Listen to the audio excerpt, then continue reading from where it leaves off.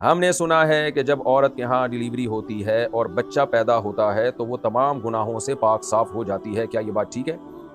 Exact اس طرح کی حدیث تو مجھے نہیں ملی، لیکن حدیثوں میں یہ مضمون بہت واضح ہے کہ عورت کا پریگننٹ ہونا، پھر بچہ پیدا کرنا، پھر بچے کو دودھ پلانا، یہ سب چیزیں اجر میں لکھی جاتی ہیں، اور تھوڑا اجر نہیں، بہت زیادہ اجر، کیونکہ وہ بہت ساری نیکیوں کا مجموعہ ہے. یعنی اولاد پیدا کرنا، مسلمان اولاد، پہلی بات تو یہ کہ فطرت کے جذبے کی تکمیل ہے.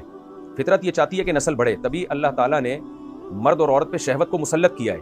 نہ چاہتے ہوئے بھی یہ ملاپ کرتے ہیں، یعنی اولاد نہ چاہتے ہوئے بھی، اور اس ملاپ کے نتیجے میں اولاد پیدا ہوتی ہے. تو اس سے پتہ چلتا ہے کہ فطرت جو ہے وہ نسل بڑھانا چاہتی ہے، کیونکہ اتنی زیادہ شہوت مرد اور عورت میں جو فطرت نے رکھی ہے. شہوت کا انجام کیا ہے؟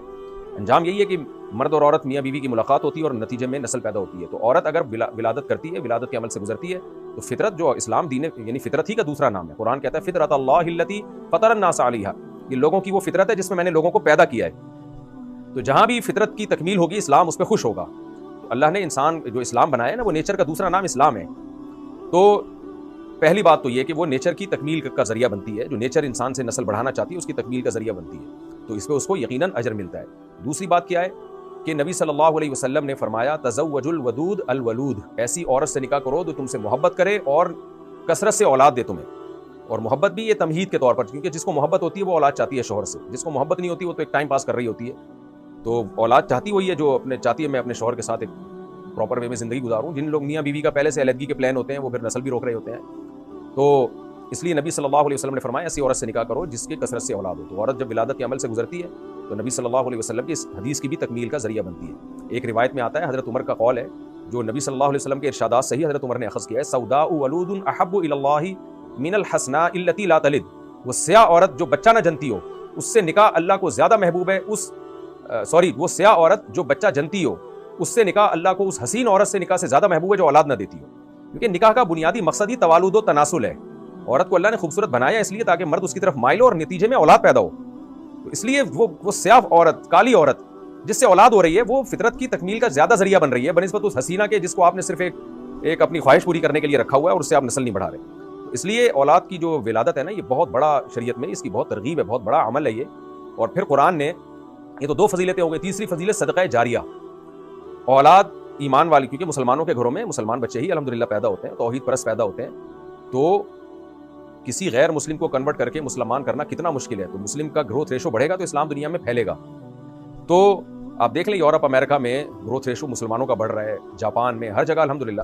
اگر مسلمان مائیں بچہ ہی پیدا کرنا ہی بند کر دیں گی تو یہ گروتھ ریشو نہیں بڑھے گا. اس سے نقصان ہوگا ہماری نسلوں کو، اسلام کو، اور خود مسلمان کمزور ہو جائیں گے.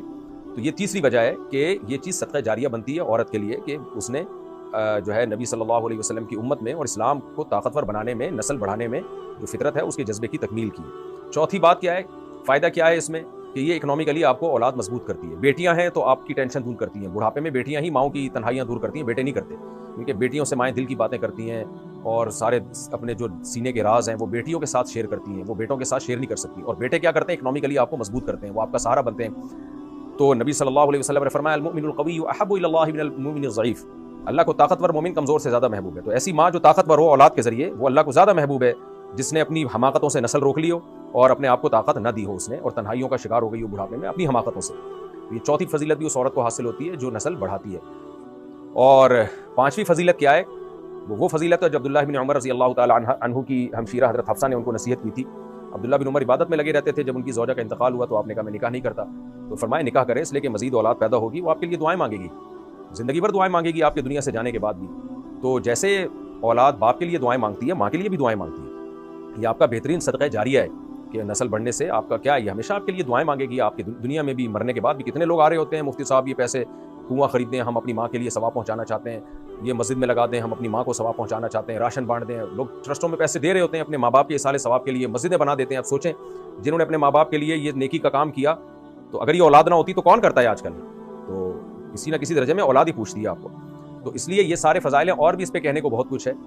اور اگر کوئی ایکسٹرا آرڈینری بچہ ایسا نکل آیا جو بہت ہی دین کی خدمت اس نے کی، انسانیت کی خدمت کی، تو وہ الگ سے پھر وہ سفارشی بنتے ہیں. تو بہت سارے فضائل ہیں اس کے بھائی. اس لیے اب ان نیکی کے کاموں میں جو بھی ٹینشن ہوگی تو وہ ٹینشن میں عورت کو ثواب ملے گا. اس لیے ایک روایت میں آتا ہے کہ اگر پریگننسی میں عورت کی موت واقع ہو جائے نا، پریگننسی کی وجہ سے، تو یہ شہادت کی موت ہے. تو اس لیے یہ چیز گناہوں سے معافی کا ذریعہ بنتی ہے. کوئی بھی تکلیف کانٹا بھی لگتا ہے نا تو وہ حدیث میں آتا ہے کوئی نہ کوئی گناہ اس سے معاف ہوتا ہے.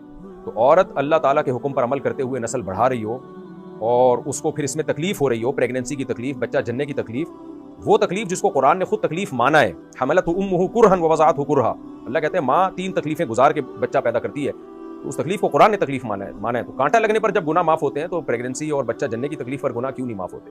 لیکن یہ سب چیزیں نیکی اس وقت بنتی ہیں جب آپ اللہ کا حکم سمجھ کے کریں یہ کام.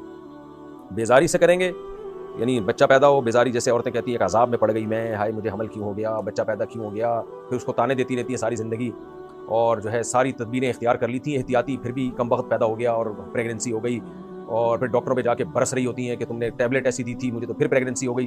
تو جب آپ ایک نعمت پہ خود ہی اس کو عذاب سمجھ رہی ہو بھائی، تو پھر اللہ کی طرف سے یہ نعمت نہیں ہے، پھر یہ عذاب ہی ہے. تو آپ بیماری کو اللہ کی نعمت سمجھیں تو نعمت ہے، اگر عذاب سمجھیں اور مصیبت سمجھیں تو پھر وہ مصیبت ہے. تو اولاد انہی کے لیے نعمت ہے جو اولاد کو نعمت سمجھتے ہیں، اور جو پینلٹی سمجھتے ہیں تو پھر ان کے لیے پینلٹی ہی ہے.